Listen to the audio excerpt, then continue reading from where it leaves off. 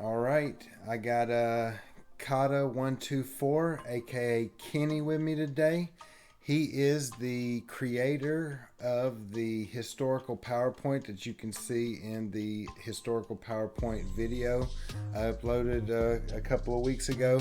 I hunted him down because I was interested in knowing his story, and we ended up doing an interview about exactly 2 weeks ago, September 8th, in which I failed to press record before starting. So 25 minutes later, we ended up getting through an excellent Netrunner story video that was not recorded. So we decided to give it a couple of weeks to kind of let us forget some of what we did and just come back and hopefully make this as natural as possible. So that is my story, and I'm sticking to it. And I'm going to turn it over to Kenny to go ahead and just share his Netrunner story. Yeah, thanks so much for having me on the show. Appreciate it, Spray. And then really no worries, happy to go at it again For and sure. uh, and share where I'm at and kind of my journey through Netrunner. I started pretty early on, like I didn't play the original Netrunner, but I started right around when the Cyber Exodus data pack came out in the first cycle. So I want to say like a few months after the release of the core set for Android Netrunner. And actually, I was really into board games at the time, and I was looking to get into some of the LCGs, and I had decided that I was really into Call of Cthulhu. And I went to my local game store, and they said, "Really sorry, we just ran out of a copy of the Call of Cthulhu base set, but this game Netrunner just came out. You should really check it out because it's like one of the best games of the year." So I ended up taking a copy of Netrunner home instead of Call of Cthulhu and fell in love with it right away. It was, I wasn't really someone who was super into like cyberpunk. Like I liked it, but I didn't actively seek out that theme. And not only did I get hooked on the mechanics of the game, but I also really got into the overall theme, and it got me watching and reading a bunch of cyberpunk content that I really hadn't given much thought to until then, and you know got super addicted to it in a way. Um, After that, there was a lot of just me being really active in the community. I think I was never like a crazy good player, but I wasn't bad either. I won a few store champs, placed well in some regionals. Um, for a few years, I was really heavy into the San Diego scene. Played at Ease Games, and before that, Game Empire. And then I moved because of work to Boise, Idaho, and I helped to kind of start and fuel the scene there. It was definitely a lot smaller than San Diego, but it was there, and the folks who played are very very dedicated. In addition to that, we were very close with the Salt Lake slash Provo scene. So a lot of the Utah folks, and we kind of had our own Slack going on where the Utah and Boise scene checked in with each other, and we would drive up or down depending on where we're going to go and participate in a bunch of store champs together. I talk in the past tense not because it's all gone now, but I think a big thing is COVID has really kind of limited recent playtime and engagement from the group. Um, that paired up with the fact that the game is not supported by FFG anymore, I think our community here in Boise has taken quite a bit of a hit. Um, Prior to COVID, we were still meeting up once in a while and playing either legacy decks or trying out the new Nisei set. But with COVID, it's been a lot harder to get folks to play. So I'll play on Jinteki.net once in a while, just with random folks. Or once in a blue moon, I'll play with one of my friends. We'll get on and either try new decks or play, our favorite decks from Netrunner history. But I think it's unfortunate, but COVID has been a little difficult in terms of staying up to date and staying motivated with Netrunner. I'm optimistic though, because as soon as things kind of free up and folks want to play together in person again and feel comfortable doing that, I have a feeling that it's going to get really good, and people are going to get really eager about meeting up, playing in person. I'm sure Spray, you can relate to that a little bit.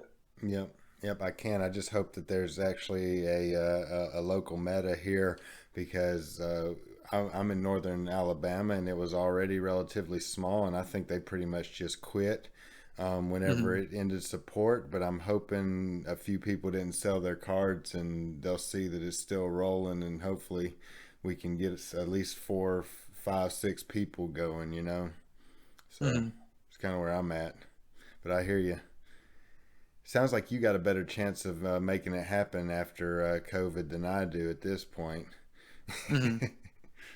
But hey, even if you find just one person, I think you'll be in a good spot. Yeah, It only takes one person who's as passionate as you to, keep it going and continue having fun playing the game, I feel. absolutely. Yep. So, what? Let's start with board games here. What Yeah, other? sure. What's that? I said sure. Yeah, I'm Yeah. done. Okay. Yeah. So, what is your?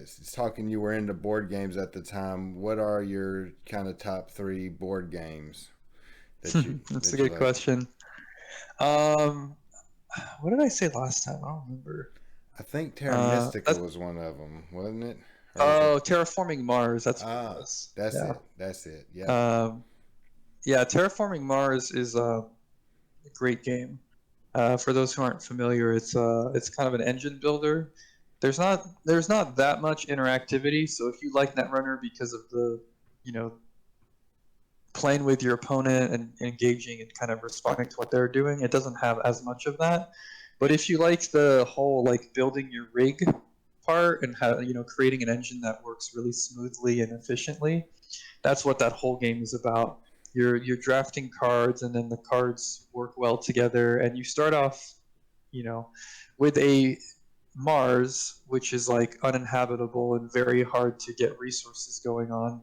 And then by the end of the game, each and every player, even if you're not doing very well, is kind of feels super powerful and like they're able to do a bunch of stuff. And I think that's the really cool thing about it. It's an engine building game where even if you're not familiar with those kind of games, you can feel really happy about what you did by the end of the game. Yep.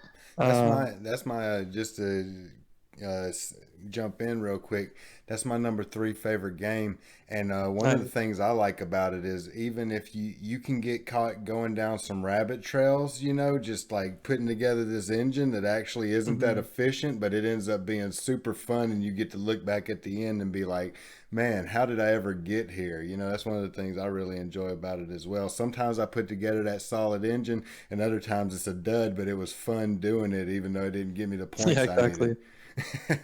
So I know what you're talking I've about. Great game. Yeah, I've never had a game of Terraforming Mars where I didn't enjoy it.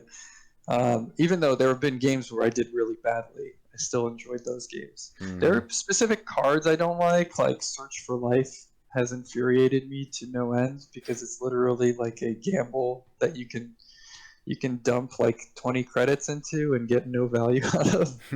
Um, but um, I think they're few and far between, and overall the play experience of the game has always been super fun. Yep, absolutely. Um, really like deck building games. I always go for the classic like Dominion. I really like Legendary. Even though I'm not super into like Marvel and comic books and things, I never read like any of the comics, and I've only watched some of the movies. But I really, really like the top-down design in Legendary. I think there's a lot of space there, um, and I feel like between that and the DC Cryptozoic deck builders, I think Legendary just has way better, like way more interesting and captivating kind of mechanics tied to the heroes that it's representing. Yep. Um, so I really admire that game in terms of top-down design. Um, I I like your like intrigue games. They're really fun to play with a group of friends that you're close with. your Resistance, Avalon, Secret Hitler. There's another one that I want to try. Forget the name of it. It's like Salem Witch Trials or something, but it looks kind of cool. I have it on my wish list. Where is it? Witch Hunt. Yeah, but that one looks kind of cool because it's like Werewolf, where Hmm. people get voted off, but even after you get voted off, you can affect the game in different ways. So you're never really out of the game, even though it's your classic kind of Werewolf setup. Um, Hmm. and then I mean, there's other things like I like Riichi Mahjong. Like most gambling games are not super interesting to me, but I like Mahjong because you can affect your hand a lot more than like Texas Hold'em or something like that, where you only have access to a few cards.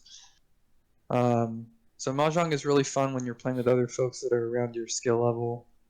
Um, of course, I'm talking about like the gambling game, not the one that's on your computer, because I think that's a completely different game. Um, the tile stacking, I think that's just like a matching game. Hmm. I think what attracts me to Mahjong is just the aspect of applying pressure as a currency. You see that in Netrunner too, and that's part of what attracts me to Netrunner is that like you can convert credits or you can convert actions in Netrunner into a direct source of like, oh shoot, I got to do something about this for the other player. And similar kind of thing in Mahjong. You can provide tells or read other players based on what they're discarding, which can cause pressure to the other players. Even just how much money you're up versus the others, or I guess points. So yeah, those are some of the things I'm really into. I'm sure it's kind of clear like what are the reasons I like Netrunner, but yeah, a lot of those mechanics that are in those other games are all in Netrunner, and that's why Netrunner is, one of my favorite games of all time. Yep, it's very interesting how, and I've had a lot of, like the different interviews I've had, it ends up being games that aren't necessarily similar to Netrunner that end up being some of their favorite games, right? Because they have that aspect. A lot of folks call out like more like heavy worker placement games, that have Mm-hmm. really no interaction to them, player interaction, besides taking somebody's spot.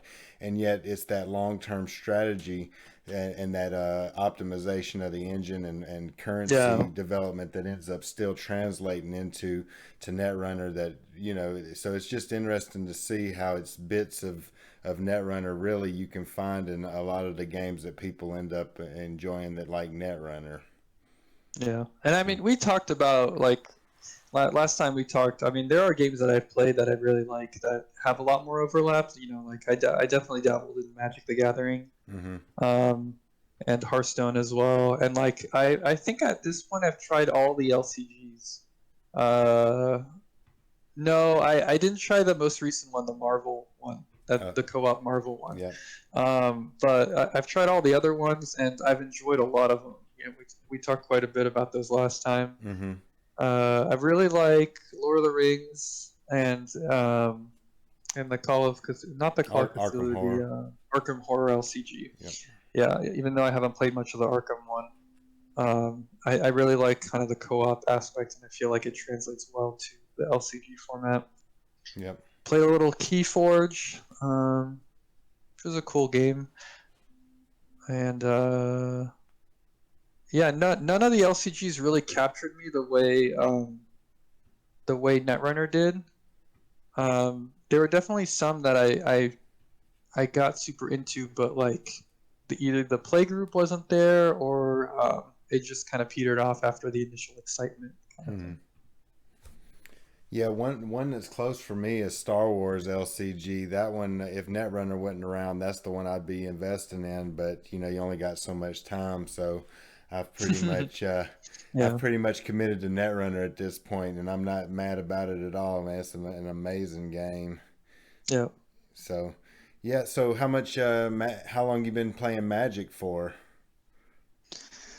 I think a friend who had like like you always have like your rich friend who has more than you, and I don't know, like I was pretty well off, but there's always someone richer than you, and they had like a ton of Magic cards, and I think I went over to their house when we were like 9, and they were like, oh yeah, you could just put a deck together and you can have those cards, and then that's when I started playing card games. I think like I'd played a little bit of Yu-Gi-Oh at that point, and collected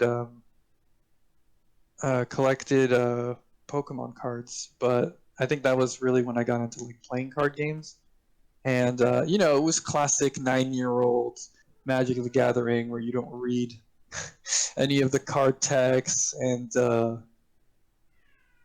like you say that the second number is your health bar or whatever. Like kids were kind of making stuff up Yeah. all the time and arguing about the rules text. But it was a whole lot of fun. But after that, I think there was like a huge period where I didn't play any collectible card games. I think there was like a 10-year period. It wasn't until I was in college that I really got back into board games and got back into card games. Mm-hmm. Yep. Sorry, Yeah. yeah. Go ahead. My cat's around here Yeah. meowing. If you can hear that in the background.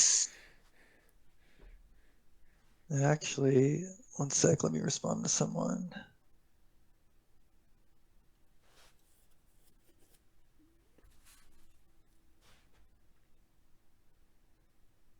Okay. Yeah, it wasn't really that I lost interest. It's just I had a bunch of other stuff going on. Um, but once it really kicked off, and like college, especially if you're like into like nerdy things like that, you're gonna get a group that's like, oh, dude, you got to try Settlers of Catan, and I think that's really what kicked it off for me. I think it's like Catan, Pandemic, and Dominion. Those are like the classic gateway games that get you into more stuff. Um, like the games that are like accessible if you haven't played any of the like what do you call them, like non Walmart board games, although they sell Catan Yeah. in Walmart, so I don't know how valid that is anymore, Yeah, but you know what I mean by that's that, like definitely the changed. Yeah, they've definitely stepped up their board game, uh, collection at Walmart and Target. My only problem is they're making you pay MSRP. I might as well just go support my local game store if I'm gonna pay yeah, that. exactly. You know what I'm saying? Yeah, So, I totally agree. Support your local game store. They're what make board game communities happen. yep. Um, but on the flip side, it's nice to see that happen Mm-hmm. just culturally, because it means that board games aren't just this kind of like rolling the dice and putting your peg around the table kind of thing. Yep. They're not considered just this thing you do to pass the time on the weekend with your family. They're considered an actual hobby and pastime culturally now. Yep. Um, and it's really refreshing to see that, because there's just so many good games, and I feel like they've always been around. It's just people didn't really know that, especially in the US. I think in Europe that board games have been a lot more popularized historically than in the US, but it's just nice to see that switch happening and people realizing, wow, there's a bunch of really good stuff out there. Definitely, definitely. Yeah, I got a similar story. I got back into gaming after a long hiatus too, mostly video games. I had Hero Quest. That was my one game of fame whenever I was a young buck. But Yeah. anyway, I got back into D&D. Then I got Pandemic. Then I watched a billion Dice Tower videos, and it was off to the races Yep. with my collection being developed. So I got it. But Netrunner was one of the early ones I got, but I didn't have anybody to play with, so I really just started Mm. playing Netrunner for real, like beginning of 2019.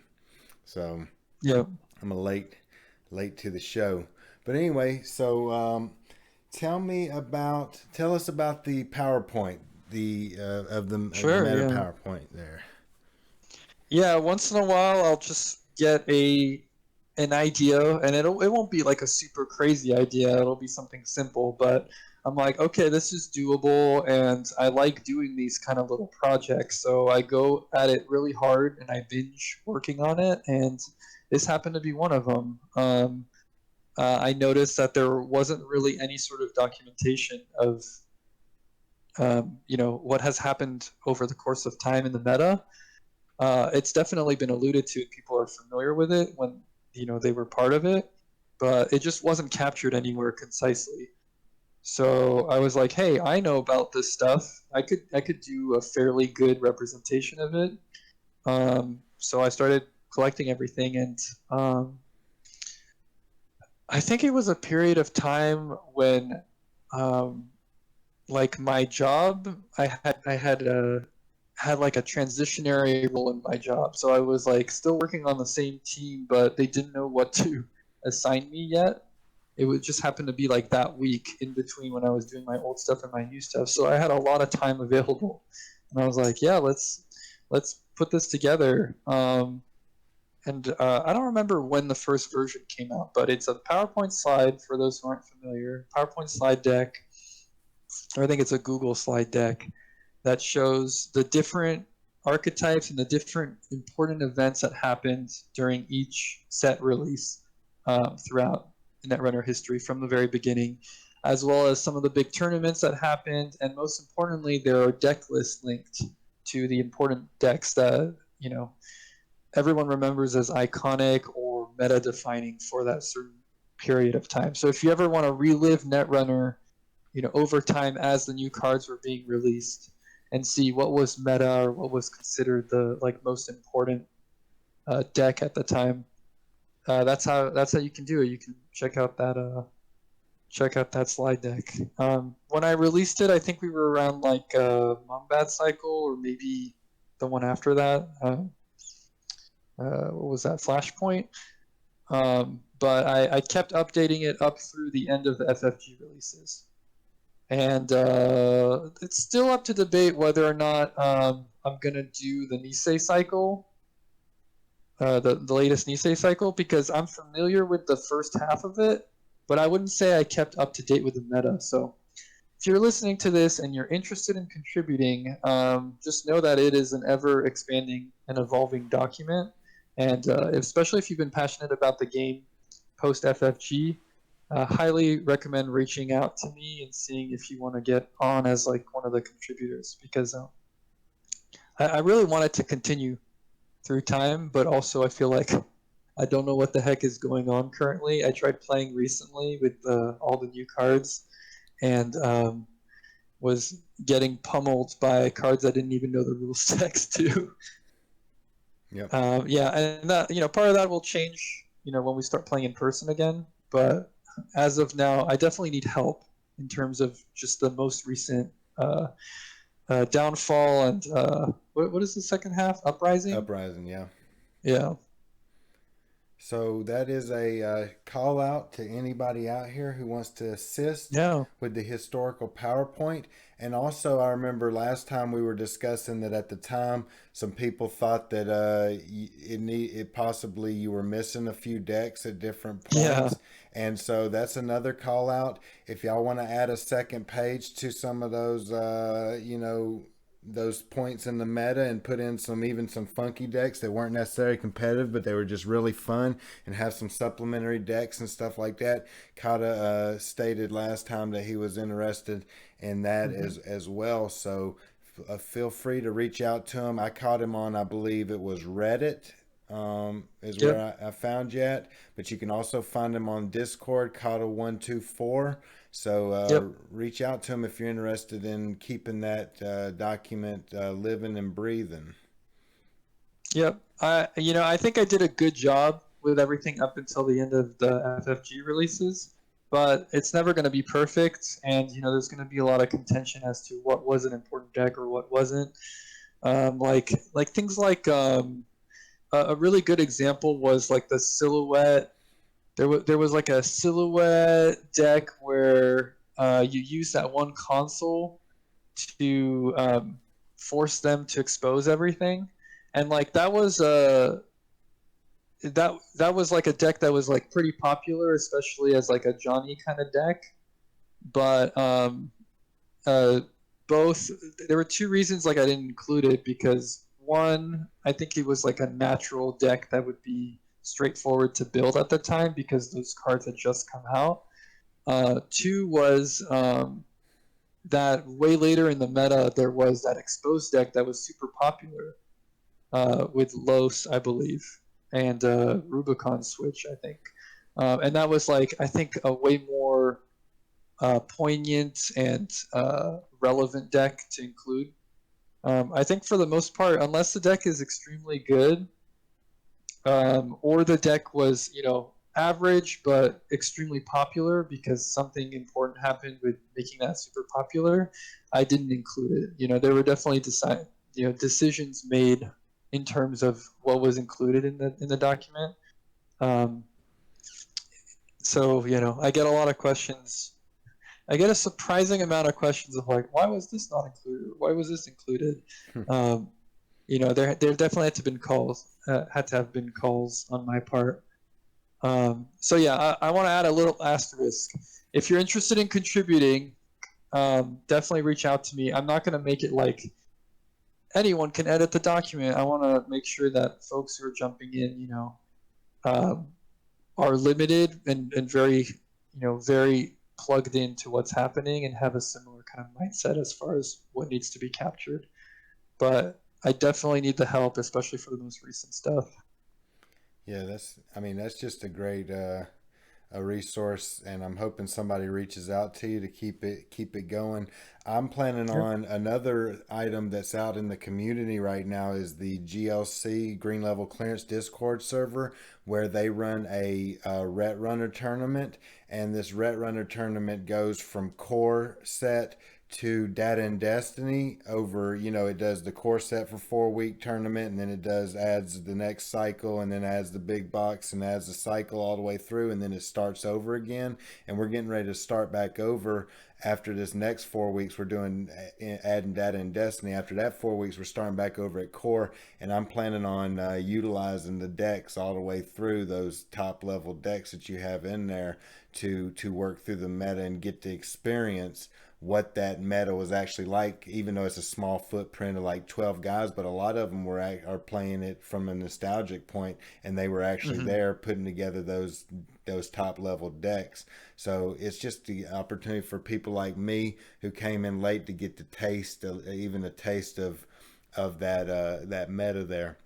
So I really Yeah, appreciate it. I really appreciate that it's document. it's it's a really cool experience to play a snapshot like that, and I'm really glad that the GLC Discord is doing that because it's one of those things where like when you look at the decks on their own, you're like, wow, that it's kind of weird to think that that card was played or something like that. But when you play it in the actual environment and you get to experience it in that kind of like reimagining of that snapshot, you suddenly realize how valuable some of those cards were. It's kind of interesting. There are some things where like the card pool limitations made certain things super good.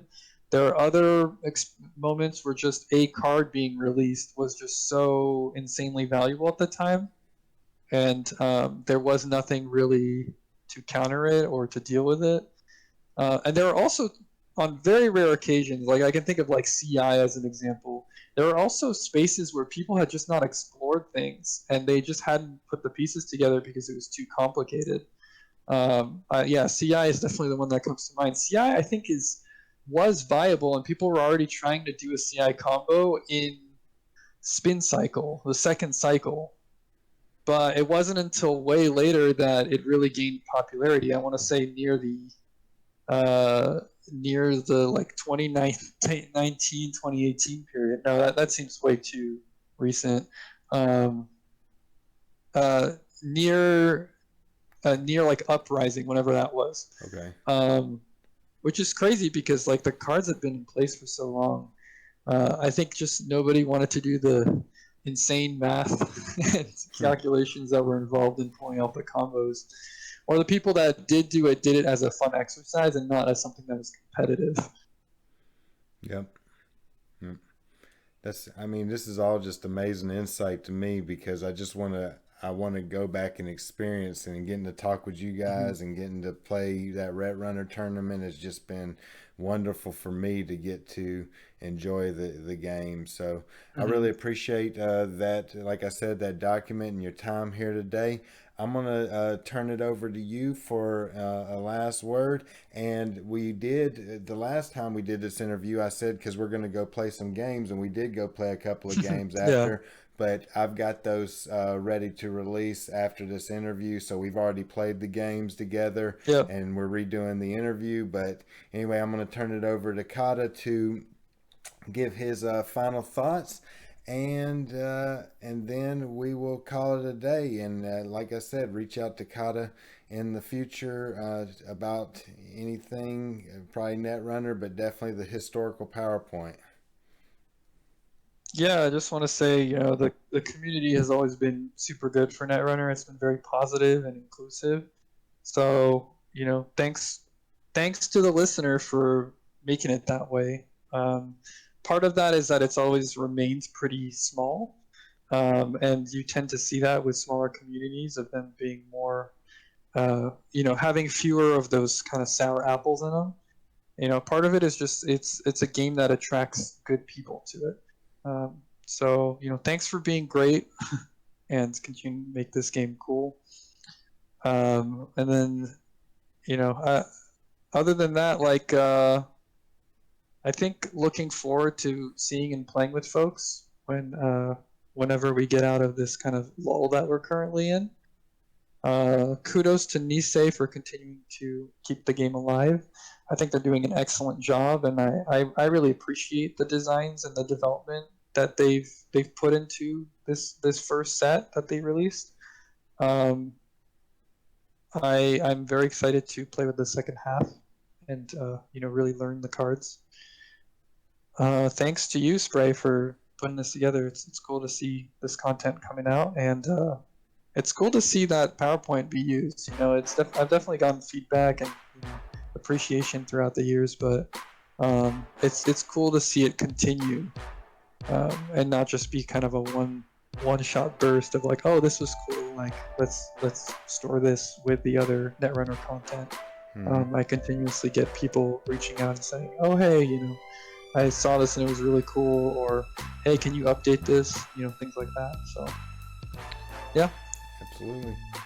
Yep, I appreciate you. I look forward to seeing whenever hopefully the local stuff kicks back off for you. I hope to see you back in the game, and maybe one day see you in in a tournament somewhere, or any other number of contributions you might end up involving in the community. And I appreciate what you've done so far. Yep. All right. Well, good talking with you again, and I hope to see you around. Sounds good. See you, Spray. Take care.